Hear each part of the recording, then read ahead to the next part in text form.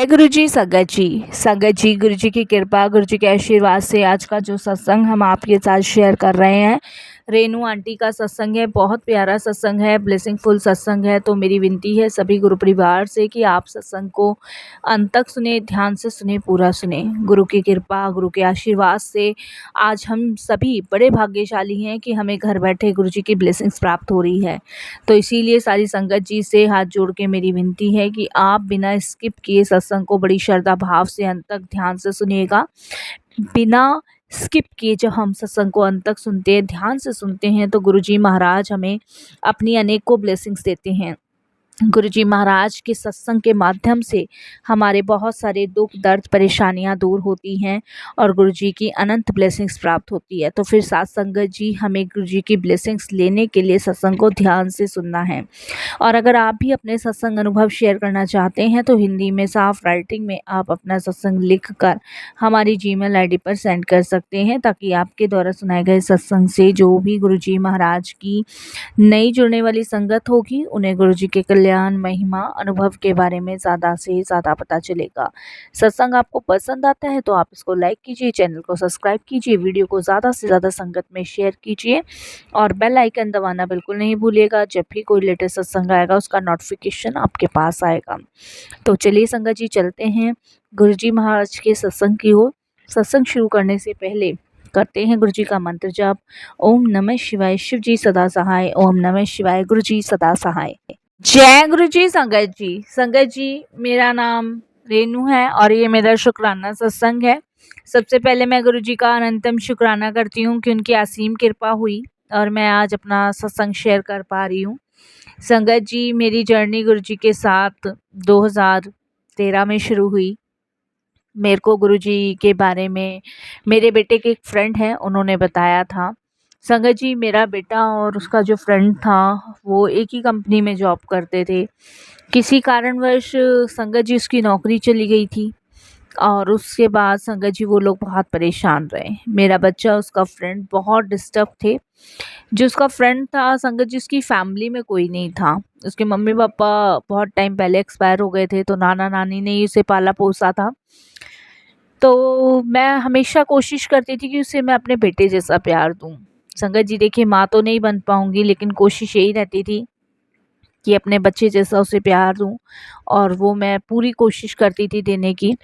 तो संगत जी, जब मेरे बेटे की और उसकी जॉब चली गई थी तो मेरे बेटे की जॉब तो संगत जी उस टाइम पे लग गई थी, लेकिन उसकी जॉब नहीं लगी थी। तो वो बहुत डिस्टर्ब था, परेशान था।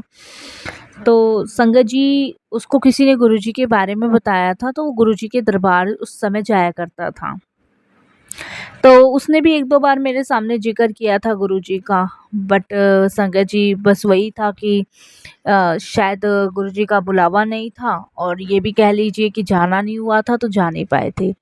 उसके बाद संगत जी, मेरे बेटे का जो फ्रेंड था वो संगत जी बैंगलोर शिफ्ट हो गया। उसकी जॉब बैंगलोर में लग गई और जब भी वो गुरुजी के मंदिर आया करता था तो हमारे घर भी आया करता था। फिर ऐसी ही संगत जी समय चला गया। 2013 में मैंने गुरुजी के बारे में उसी से सुना था।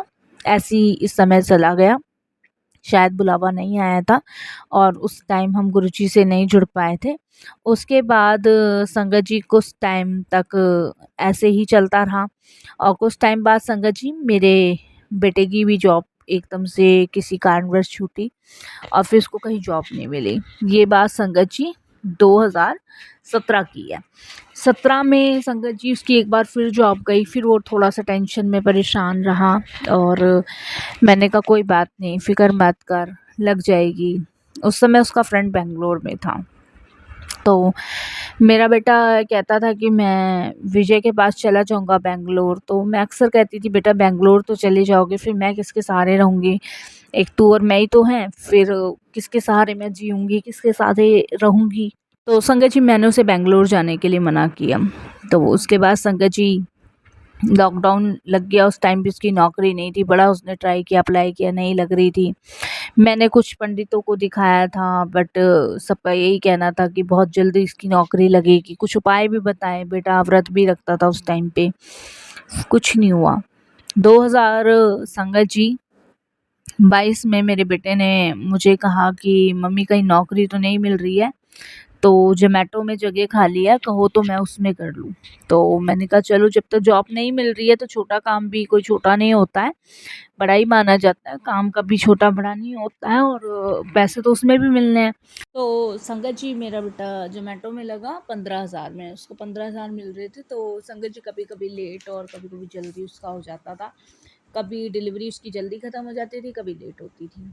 तो सैटरडे संडे संगत जी उसका लेट ही होता था, क्योंकि उस दिन कस्टमर ज़्यादा होते थे तो लेट ही हो जाता था। वैसे भी उसका लेट ही होता था, लेकिन सैटरडे संडे बहुत ज़्यादा लेट हो जाता था।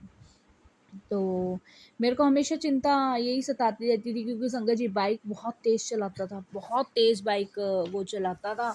तो मुझे हमेशा जब तक घर नहीं आ जाता था ना, तब तक मुझे घबराहट और परेशानी रहती थी, बहुत टेंशन में रहती थी कि बार बार से फ़ोन करके पूछती थी कहाँ पे है, कहाँ पे नहीं है, पहुँचा कि नहीं पहुँचा। तो वो मुझे यही कहता था कि मम्मी अभी 2 डिलीवरी रह रही है या 1 रह रही है, इसे ख़त्म करके ही आता हूँ।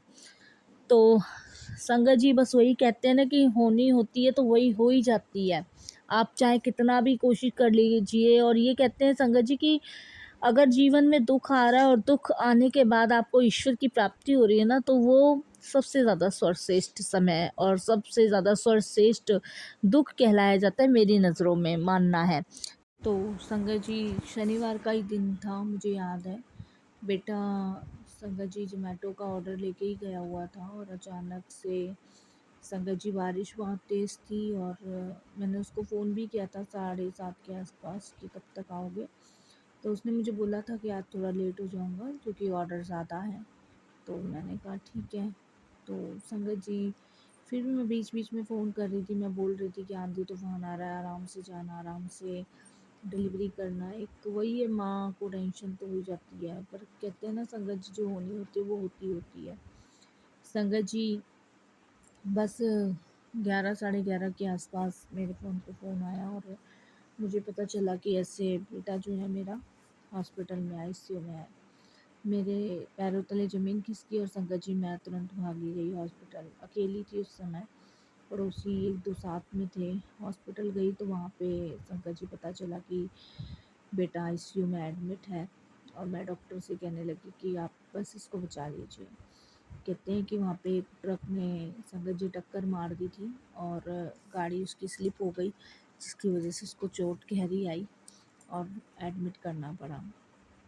फिर संगत जी अब बिलीव नहीं करोगे कि 3 दिन मेरा बेटा आईसीयू में रहा।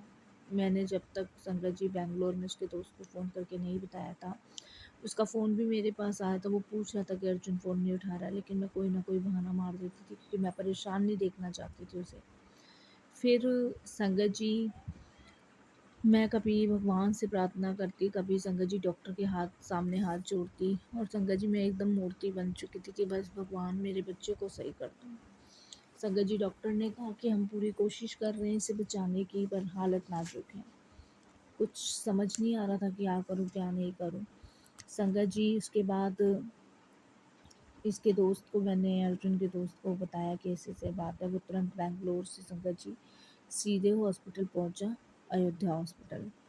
वहाँ पे पहुँचने के बाद संगत जी उसने जब देखा मेरे बेटे को, तो उसने एकदम से मुझे कहा कि आपने अपना बेटा नहीं माना ना अभी तक, जब भी तो आपने ये सब चीज़ें छुपाई। मैंने उसे बहुत समझाया, लेकिन संगत जी उसकी भी हालत बहुत ख़राब थी मेरे बेटे को देखने के बाद।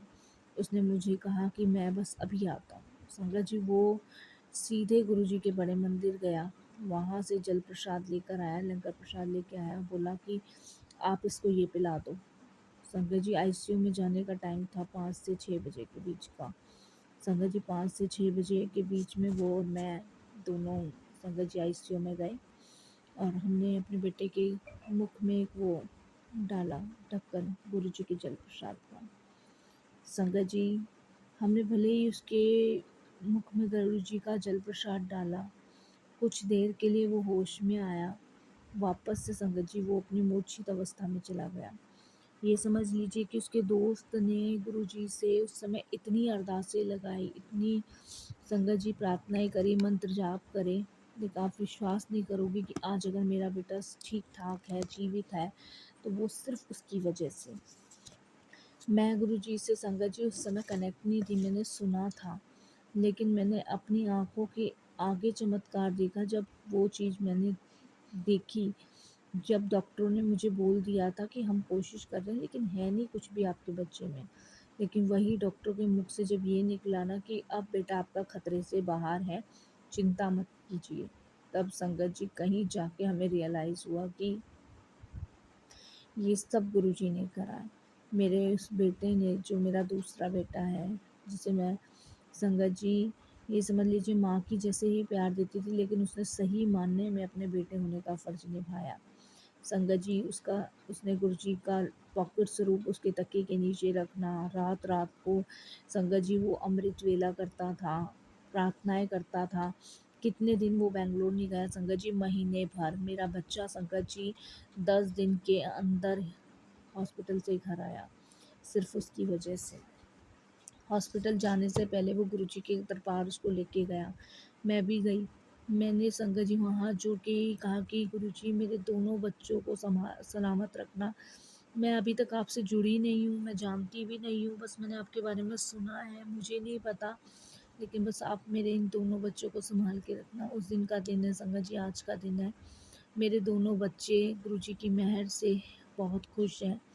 संगत जी, अब दूसरा बेटा जो बैंगलोर में जॉब करता है, जिसे संगत जी मैंने सिर्फ़ माँ जैसा प्यार दिया है, लेकिन वो कहता है कि मेरी माँ से भी बढ़कर आपने मुझे प्यार दिया है।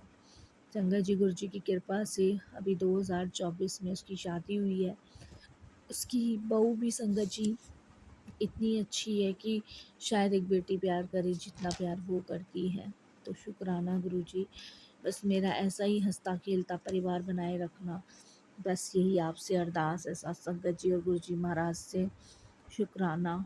बस मुझे ये नहीं पता कि मैं गुरुजी से अभी तक कनेक्ट हुई हूँ कि नहीं हुई, ये तो गुरुजी महाराज ही जानते हैं, लेकिन वो पल-पल मेरे साथ है, हर पल, हर अंग संग वो मुझे साथ हैं और मुझे सहारा देते हैं, मुझे सँभालते हैं, मेरी छोटी से छोटी, बड़ी से बड़ी हर एक परेशानी को दूर करते हैं।